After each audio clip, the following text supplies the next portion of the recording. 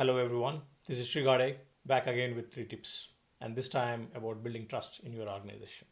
So let's get right into it. Tip number one, you be the first one to extend the trust. In an organization, different people come from the different backgrounds and preconceived notions in terms of how an organization works, individual work, and it's very difficult for someone to kind of open up and be vulnerable and accept. So in that case, you be the first one to break the ice. And when you do that, it kind of creates an environment of trust, and people will automatically start, opening up to you as well, right? And someone got to do it, and you be the one. When you do that, you'll start actually seeing the reciprocation from others as well.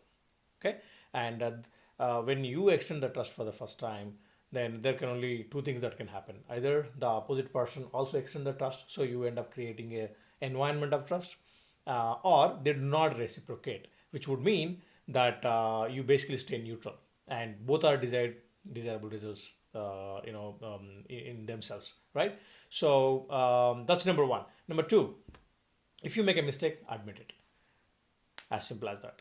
Why? Because when you admit, it kind of creates honest and open discussion in the discussion, and there could be outbursts, and there could be a knee-jerk reaction in the meeting about the mistake you have done.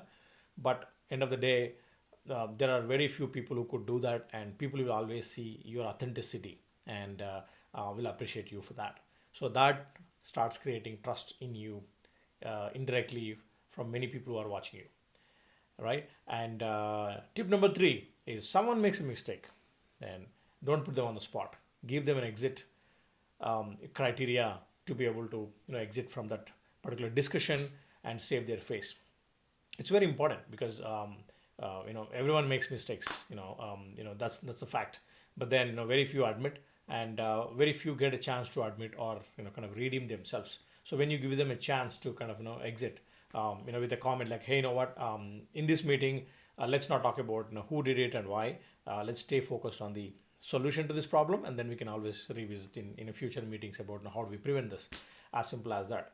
So trust me, the person will come back and thank you, because especially when they don't know how to express themselves or justify, you kind of stayed on the common goal, not actually finger pointing at people.